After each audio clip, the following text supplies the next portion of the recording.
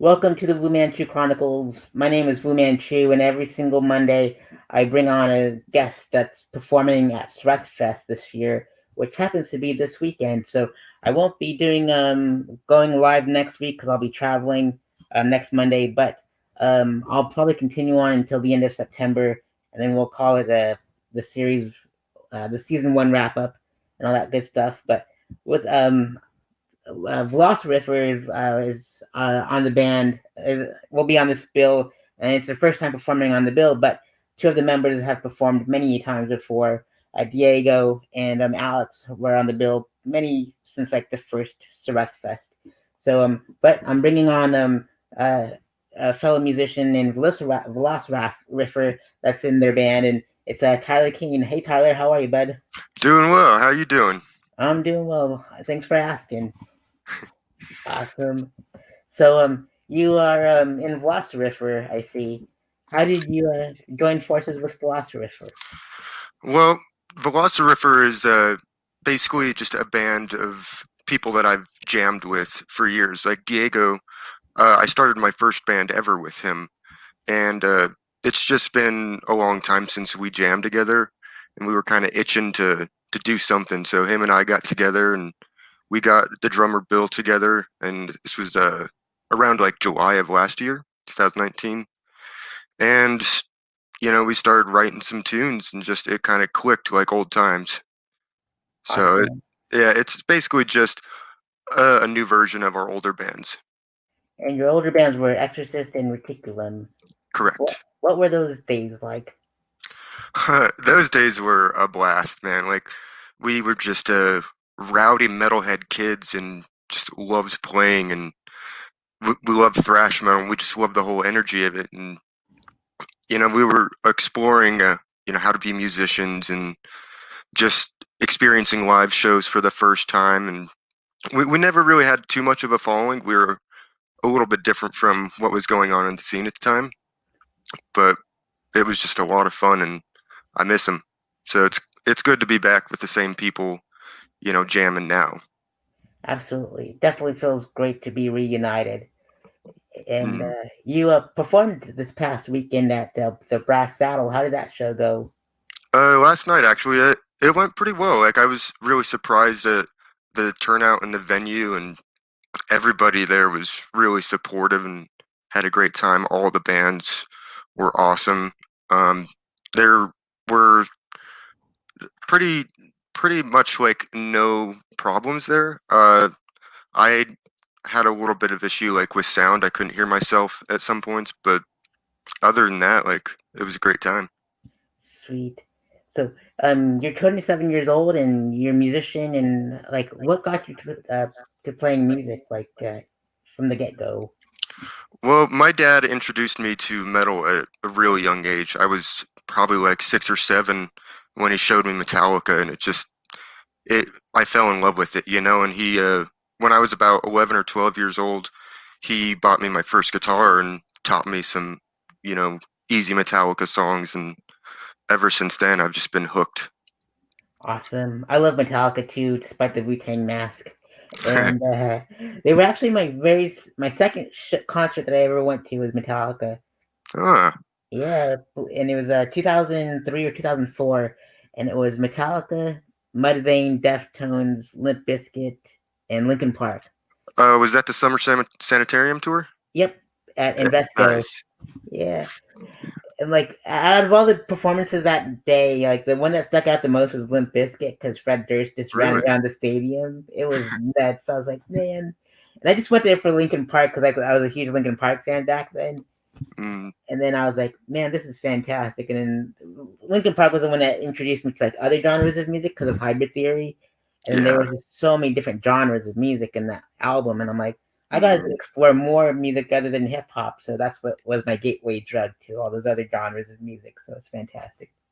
Yeah, they were one of the first that kind of introduced me to hip hop when I was younger. Like I said, my dad introduced me to a lot of music.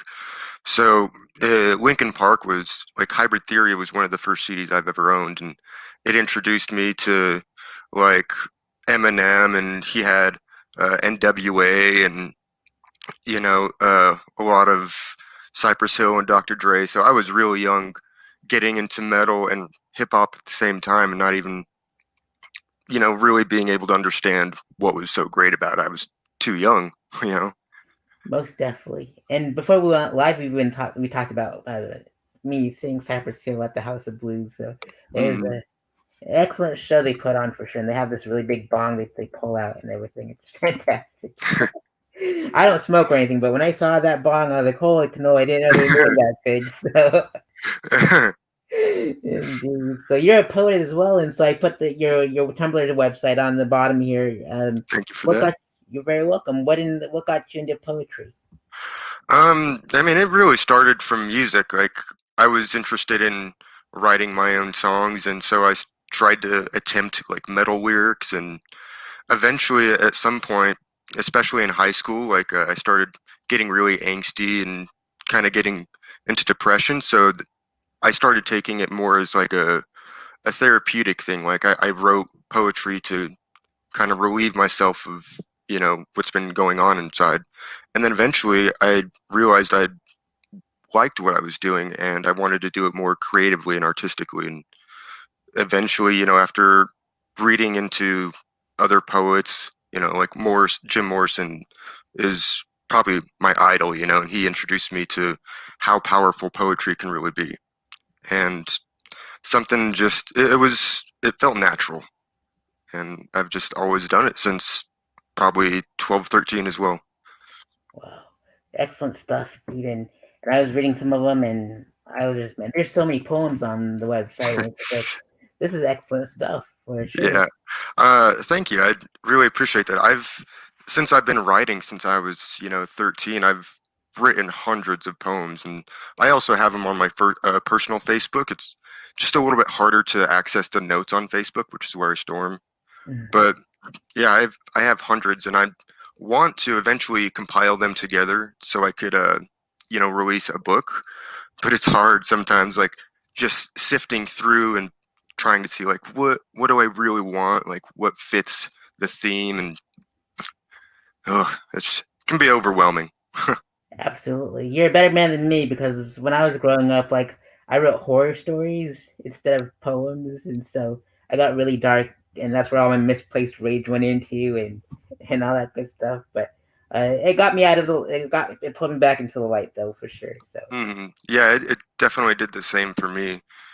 Like it helped me really analyze my problems and try and understand myself better and work through things in a healthy way. And then at the same time, I'm creating art, something that I'm proud of. So it's definitely a very important factor in my life.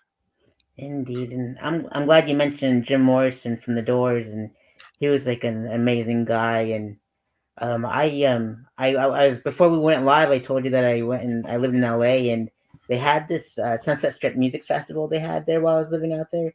I was like Mhm. covering shows, and I got to get credentials to see the Doors, like the remaining members of the Doors, play at the House of Blues, and it was nuts. Like Mark McGrath from Sugar Ray sang some of the lyrics, and Linda Perry did too. It was like the most epic lineup. And it was just That's cool.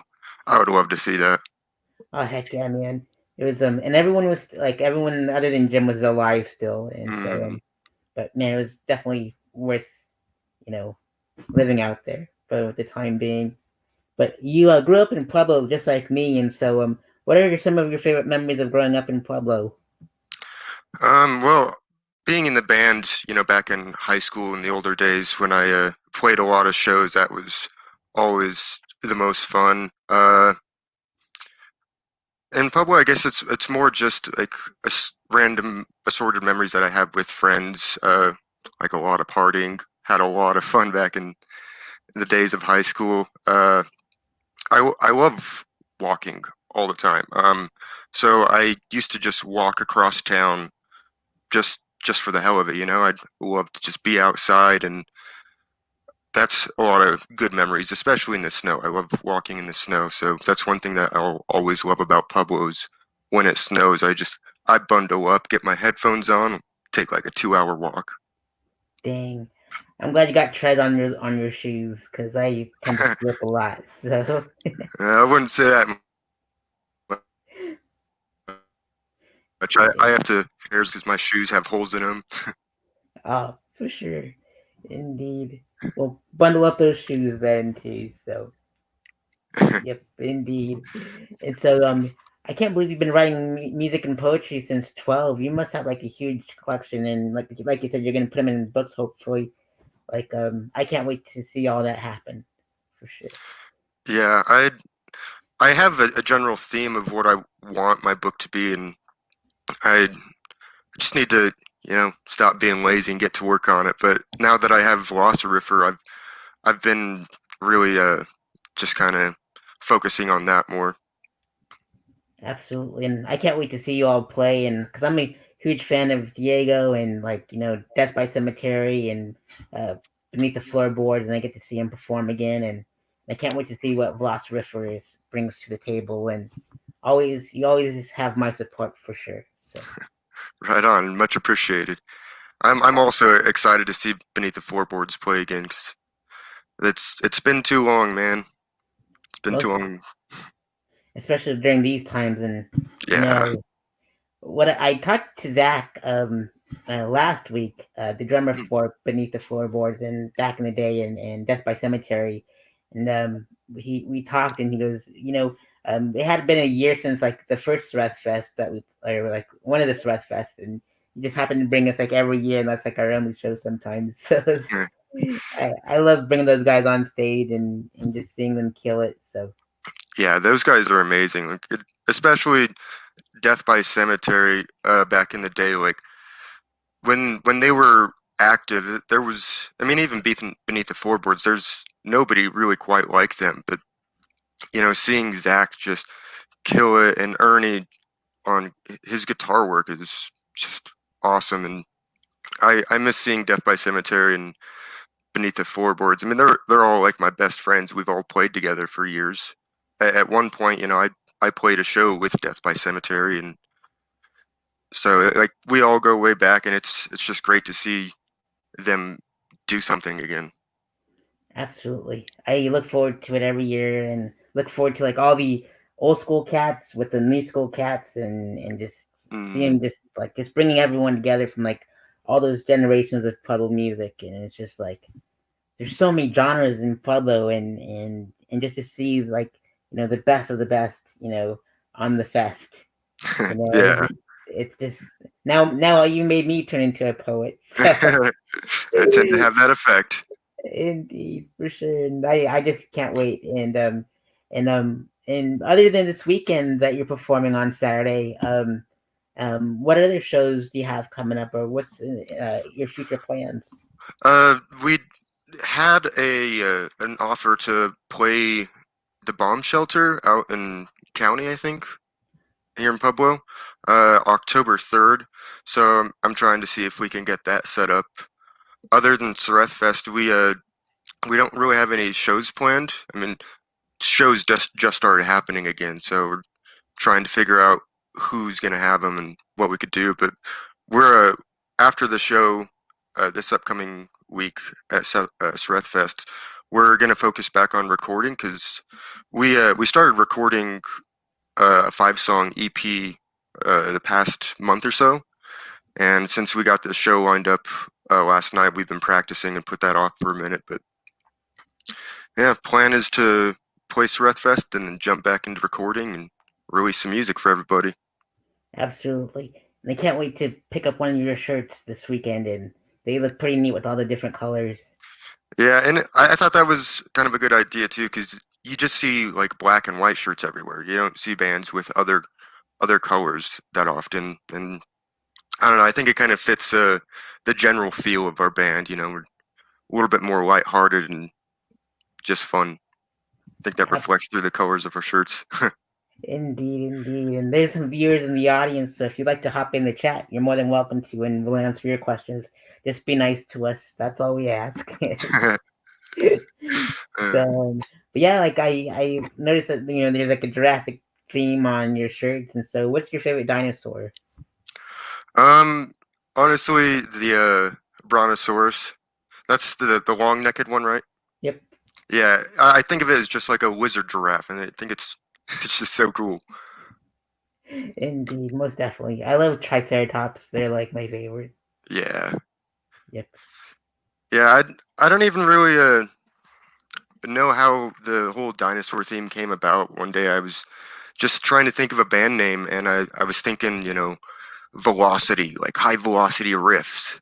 And then I just kind of thought of Velociraptor. I'm like, why not kind of bring the two together and make like a dino metal theme? Absolutely. I dig it for sure. Most definitely. So I promised I would keep you for about 20 minutes or so. And so I'll open the gates for the questions and all that good stuff. If you'd like to comment or ask us questions, that'd be awesome. Um, but other than that, what we're doing with these interviews is that we're raising funds for the bands, getting them more followers, and we're also raising funds for Smitty's Greenlight Tavern because they were down and out for a bit, and so I'm trying to help them out as well with their virtual tip jars. And I'm also doing my very best to help out the Grindhouse Cafe, and so that way they're open, and I recommend getting food from them as well. They have excellent food, and I do. so I recommend coming to the show. We'll have like the masks, not like this one that I'm wearing at the moment, but we'll have like the surgical masks and social distancing. We'll have like this table 6 feet apart. We were planning on not having an audience in the this time around, but they said it was safe, so we'll definitely disinfect the mics and make sure everyone's taken care of. We'll take temperatures, stuff like that. Okay, So yeah. sounds good. Absolutely. And are there any final words for you, Tyler? Well, I would like to thank you for all your support and having me on here. It's exciting to kind of be a part of this. I've had an interview before, but I mean that was years ago, so it's nice to kind of get some exposure and support and just put myself out there and get the band known. And I appreciate all that you do for the community, man. Like Sareth Fest is a huge thing every year, and everybody loves it, and it brings everybody together. And so proud to be a part of it, and just keep on keeping on. Absolutely. And I'm honored and blessed that you're on it and everybody that's on it and every single year. And I hope that it keeps on growing and growing and growing and showing the world what Pueblo is made out of and all that good stuff. And thank you again, Tyler, for being on the Wu-Man Chu Chronicles. It truly means the world to me, and looking forward to seeing you this weekend with everybody else. Like it'll be a big old Bandmily reunion. Is like what I like to call Yeah, it.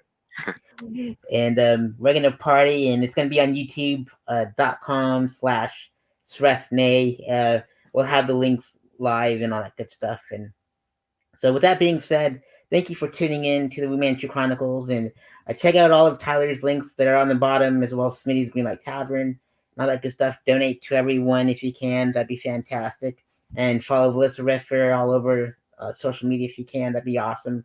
And Tyler too.